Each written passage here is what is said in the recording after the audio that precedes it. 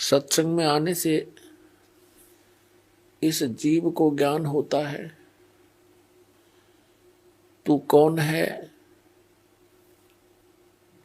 यहां किस लिए तू ये जन्म और मर रहा है। तुझे ये मालूम नहीं अगले क्षण में क्या हो जाए, और फिर भी आप इतने निश्चिंत होकर के यहां बैठे हो। सत्संग में आने से इस प्राणी को ज्ञान होता है कौन से कर्म मानव के करने योग्य हैं, कौन से ना करने योग्य हैं।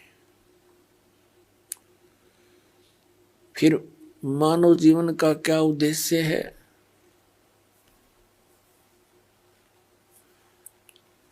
ये ज्ञान होता है कि मनुष्य जीवन किस लिए प्राप्त हुआ है। फिर उद्देश्य से परिचित होकर के ये प्राणी उस परमात्मा के पाने के लिए तड़प उठता है, क्योंकि इसको अभी तक यथार्थ ज्ञान नहीं हुआ था।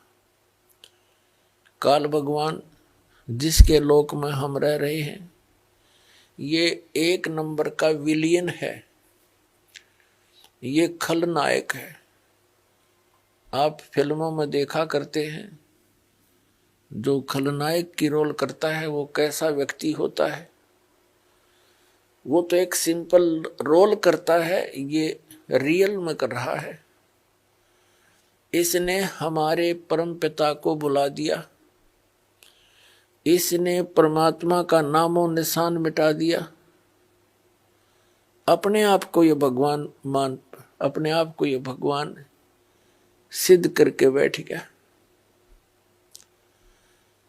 और फिर इसके काल के दूतों ने, नकली संतों ने, ज्ञानहीन प्राणियों ने श्री ब्रह्मा, श्री विष्णु, श्री शिव जी को बताया कि यही सब कुछ हैं, यही व्यवस्थक हैं, उत्पत्ति, स्थिति और संहार यही करते हैं। ब्रह्मा जी को तो कुछ एक बता ही देते हैं कि ये इसकी मृत्यु होती है, इसका कुछ समय निर्धारित है जीवन का। लेकिन श्री विष्णु, श्री शंकर भगवान जी को ये अजर व अमर बताया करते थे। इन्हीं की पूजा का विधान दृढ़ किया करते थे, जो किसी भी सदग्रंथ में प्रमाण नहीं था। तो इन काल के से प्रेरित संतों ने सभी पुण्यात्माओं को मिसगाइड कर रखा था। स्वयं परमात्मा आते हैं, इस अज्ञान को समाप्त करते हैं, अपनी प्यारी आत्माओं को सीधा राह बताते हैं।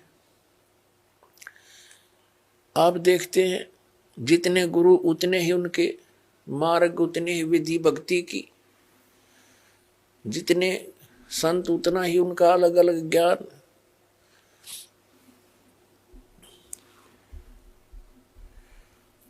ये सारा कारण क्या है? इस काल भगवान ने सबको भ्रमित कर रखा है।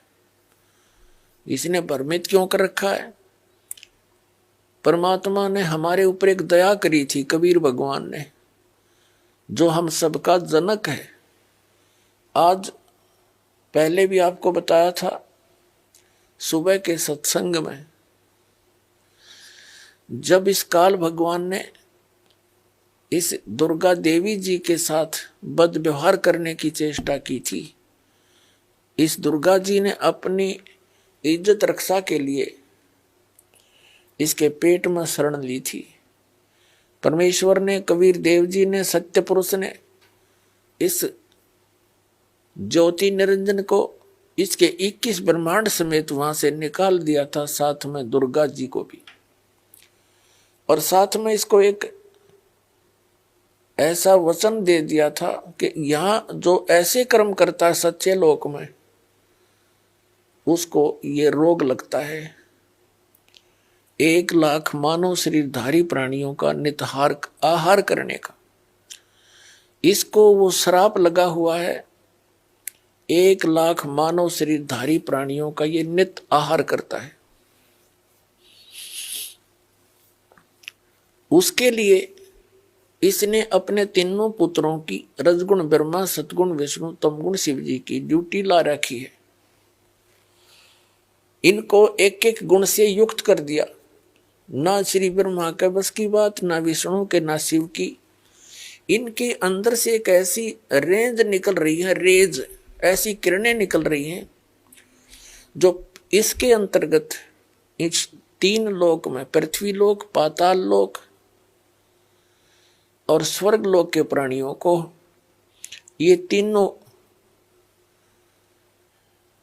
देवताओं के अंदर से निकल रही ये किरणें प्रभावित करती हैं। ये अपने लोकों में रहते हैं, इनकी राजधानी है ऊपर विष्णु लोक, शिवलोक और ब्रह्मा लोक। वहां रहते हुए भी इनके अंदर से निकल रही किरणें हमें यहां प्रभावित कर रही हैं। जैसे मिर्च का छोंक लगता है रसोई में, उसका प्रभाव जाकर के दिखता है दूसरे कक्षों में बैठे हुए अन्य घर के सदस्यों पर, छींकें आने लग जाती हैं। उनके बस की बात नहीं कि वो छींकों को रोक सके। मूल वस्तु रसोई में, उससे निकली हुई उस किरण ने उस प्रभावित कर दिया जाकर तीसरे कक्ष में 50 फुट की दूरी पर बैठे सदस्य को। ठीक इसी प्रकार श्री ब्रह्मा, श्री विष्णु, श्री शिव जी से निकल रही ये किरणें, ये तरंगे हमें यहां प्रभावित करती हैं, जिसके कारण रजोगुण की किरण के इन तरंगों के कारण हम प्रभावित होकर के सृष्टि उत्पत्ति कर, संतान उत्पत्ति करते हैं। जिस कारण से ब्रह्मा जी को सृष्टि की उत्पत्ति करता बता दिया। यू खाक उत्पत्ति करता है, उत्पत्ति तो परमात्मा ने करके दे रखी। कबीर साहब ने सारे ब्रह्मांड रच दिए, इसके 3 गुण 5 तत्व दे दिए। ये तो केवल प्रभावित करता, जिस कारण से सभी प्राणी अपनी ये विवश होकर के, विषय वासनाओं के वश होकर के संतानोत्पत्ति करते हैं। और फिर यहाँ के यहाँ की सुविधाओं की इच्छा, राजसी ठाठ सभी चाहते हैं, ये उसी का प्रभाव। और दूसरे सतोगुण के प्रभाव से हम एक दूसरे में मोह ममता बुरी तरह जकड़े हुए हैं। जीव के बस का नहीं ये ममता मोह हटा दे किसी सदस्य से, संपत्ति से या इस संसार से। ये तो परमात्मा कबीर जी की दया होगी, आपको ज्ञान मिलेगा और साथ में वो समाधान मिलेगा जो इसकी किरणों को, इनके प्रभाव को निरस्त करेगा। वो साधना आपको दी जाएगी, तब आप यहाँ से निकल सकते हो। नहीं तो जकड़ रखा प्रत्येक प्राणी को और समझ में नहीं आने देता ये हो क्या रहा है। 1 मिनट में मृत्यु हो जाती है, उससे पहले ठेकेदार बना रखा है, तो ये तेरा बेटा है, ये तेरी बेटी है, ये कार है, ये तेरी कोठी है। और फिर क्या है, छोड़ बुद्धू, तेरा कुछ नहीं था, चल गधा बन। ऐसी दुर्गति हमारी कर रखी है इस काल भगवान ने। और तीसरा जो शंकर भगवान है, उसके अंदर आपको पता ही है, तमोगुण के कारण एक दूसरे के साथ लट्ठम लट्ठा इतना क्रोध पैदा कर देता है, हिंसाएं हो जाती हैं। और ये संहार का भी कार्य करता है। 1,00,000 मानव शरीरधारी प्राणियों को नित मार के अपने पिता काल के पास भेज देता है। जिस कारण से इस अपनी व्यवस्था, इसको भूख लगी हुई, इसको भूख लगती है। 1,00,000 मानव शरीरधारी प्राणियों का निताहार करने का श्राप लगा हुआ है। और जिस कारण से इसने हम सभी को यहाँ मिसगाइड कर रखा है, अपनी खेती बना रखी है। जैसे कसाई बकरे पालता है, परमात्मा परमेश्वर वो हमारे जनक हैं, सबके मालिक हैं, उत्पत्ति करता। कबीर भगवान जो काशी में दुल्हा रूप में आए थे,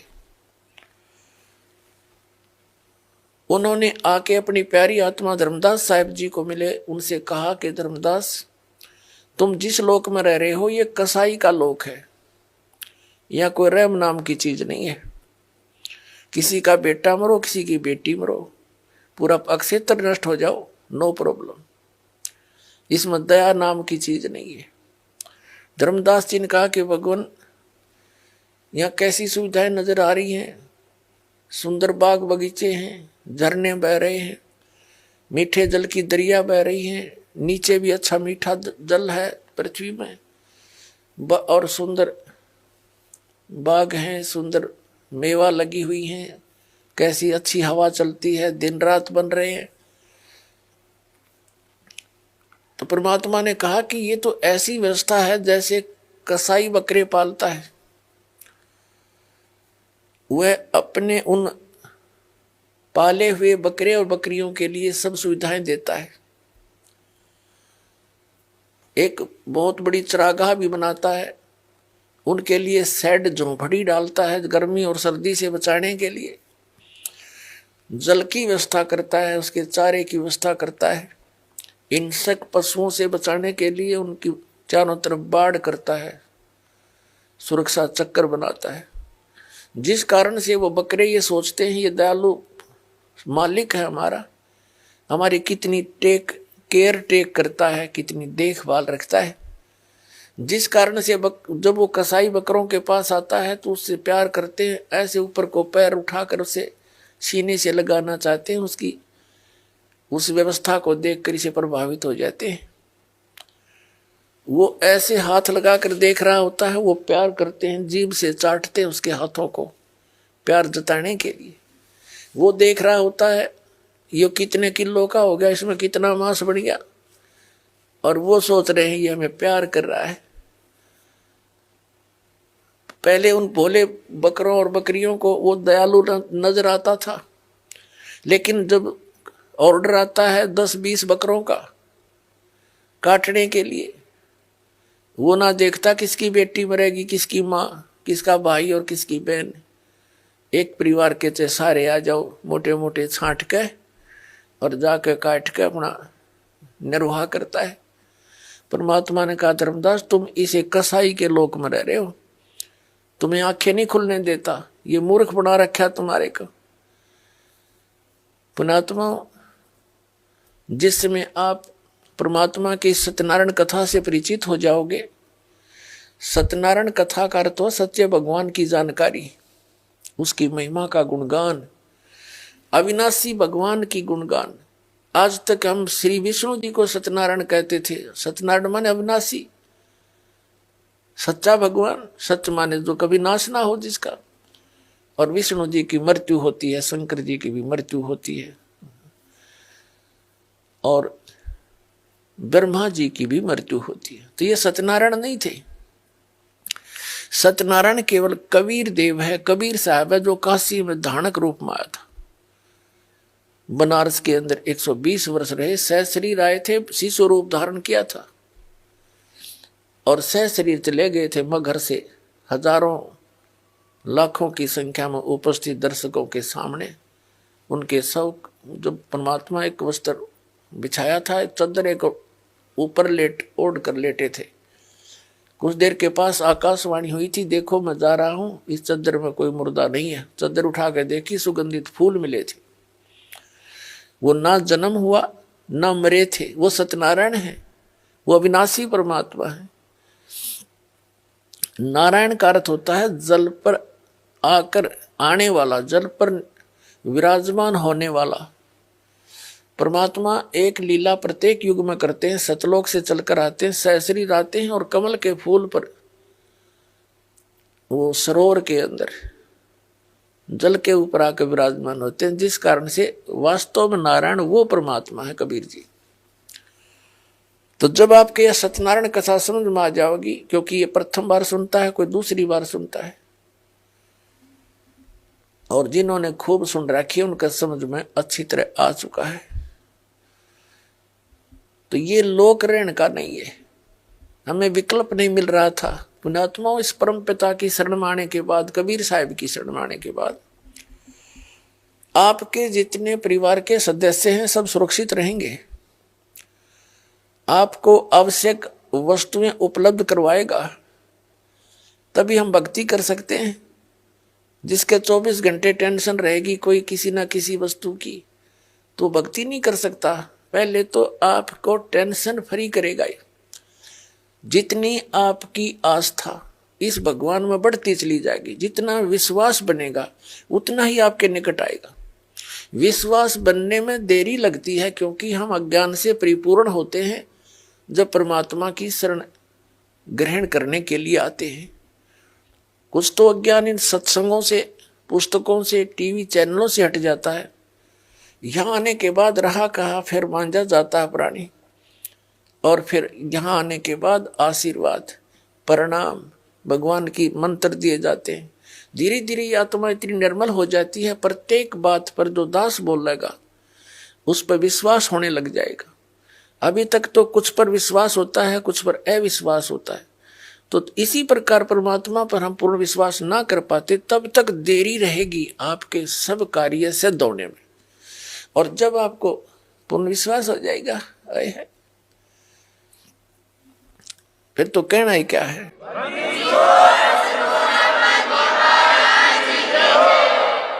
जिनको पूर्ण विश्वास हो जाता है, एक भक्त ऐसे ऐसे सुख बताता है कि उसका कहता है जी कितने एक बताऊं, गिनती नहीं। तो पुण्यात्माओं, भगवान है ये हमारा सच्चा पिता है, और अपने पिता को ही अपने संतान के दुख की चिंता होती है, और ये समर्थ है, हमारे सब काम करने में सक्षम है, सब दुखों को दूर करने में सक्षम है। ये समर्थ परमात्मा है। इस पर विश्वास करके देखो पूर्ण हृदय से, फिर देखो।